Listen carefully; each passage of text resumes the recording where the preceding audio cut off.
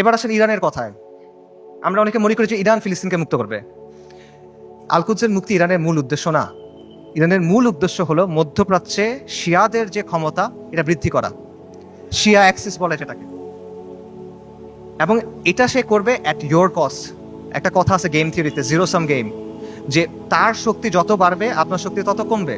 এটা বাস্তবতা। ইরানের সাথে ইসরায়েলের স্বার্থের দ্বন্দ্ব আছে, ইরানের সাথে আমেরিকার স্বার্থের দ্বন্দ্ব আছে, কিন্তু তার মানে কিন্তু ইরানের সাথে আপনারও দ্বন্দ্ব আছে।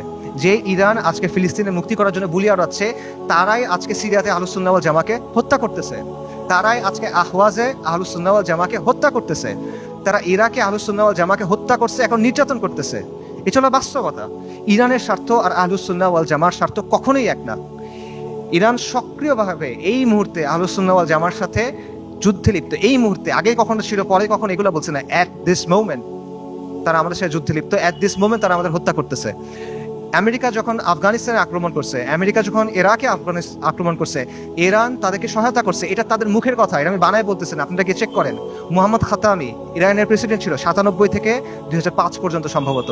তার একটা বক্তব্য আছে যে তালিবানের বিরুদ্ধে আমরা আমেরিকাকে সাহায্য করছি, স্পষ্ট বক্তব্য আছে তাদের, এগুলো লুকোছাপার কিছু না।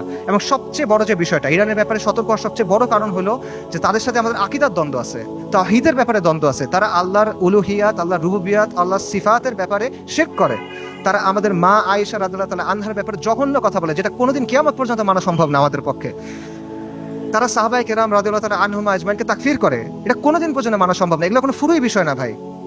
এই জিনিস মেনে আপনি কোনো কিছু করতে পারবেন না। আল্লাহ আল কুদসকে এই শিরকের সাথে এই করে আপনি মুক্ত করতে পারবেন না। ইরানকে আপনার দেখতে হবে ক্রুসেডের সময়ে উবাইদি সাম্রাজ্যের মতো করে। ক্রুসেডের সময়ে একটা সাম্রাজ্য ছিল, উবাইদি সাম্রাজ্য। এটাকে আপনারা অনেকে ফাতেমি খিলাফত নামে চিনেন।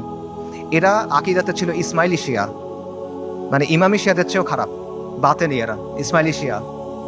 তারাও জেরুজালেমকে মুক্ত করার কথা বলতো, তারাও ঐক্যের কথা বলতো, কিন্তু ইতিহাস খুলে দেখেন তাদের ভূমিকা কি ছিল, আহলুস সুন্নাহর সাথে তাদের ভূমিকাটা কি ছিল, এটা ইতিহাস খুলে দেখেন। এবং এটা শুধু তখন না, এখনো এবং এর আগেও ছিল এরকমই। কাজেই ইরানকে আপনার উবাইদিদের একটা আধুনিক সংস্করণ হিসেবে দেখতে হবে।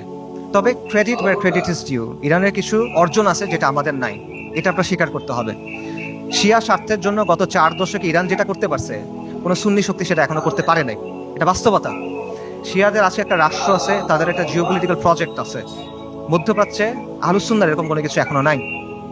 বৈশ্বিকভাবে ফিলিস্তিন ইস্যু ব্যবহার করে ইরান প্রতিরোধের একটা রেটরিক তৈরি করছে, এক ধরনের সফট পাওয়ার তৈরি করছে। এটা আমরা তৈরি করতে পারি নাই, এগুলো বাস্তবতা। এই ক্রেডিট তাকে আপনি দেন, এই অর্জন স্বীকার করেন, কোনো সমস্যা নাই। কিন্তু এই রেটরিকে মজে গিয়ে আপনি মনে করেন না যে তারা হলো উম্মার অগ্রসেনারী, আপনি মনে করেন না যে সে এসে আপনার সহযোগী হবে। এটা যদি আমরা মনে করি তাহলে এটা ভুল হবে, এবং এই ভুলের মাসুল আমাদের দিতে হবে।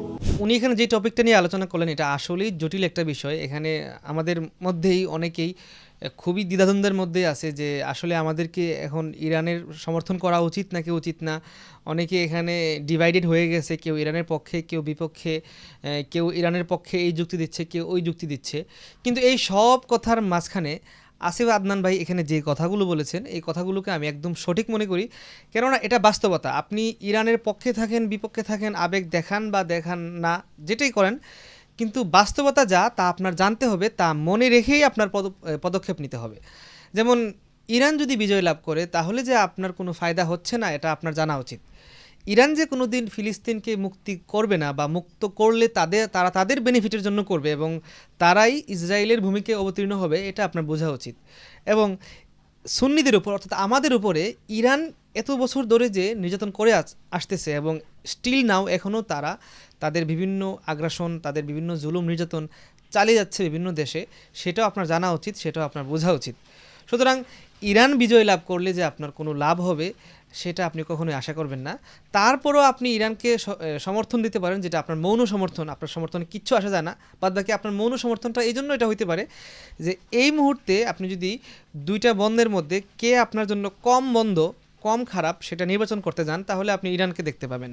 অর্থাৎ মুসলমানদের উপরে কে বেশি নির্যাতন করতেছে, কে মুসলমানদের সবচেয়ে বড় শত্রু, কে মুসলমানদের জন্য সবচেয়ে বড় থ্রেট, সেটার আলোচনা উঠলে বা সেই বিশ্লেষণে গেলে দেখবেন ইরানের নাম আসবে না, বরং তার যে প্রতিপক্ষ যারা এখন ইরানের সাথে লড়াই করতেছে তাদের নামটাই আসবে।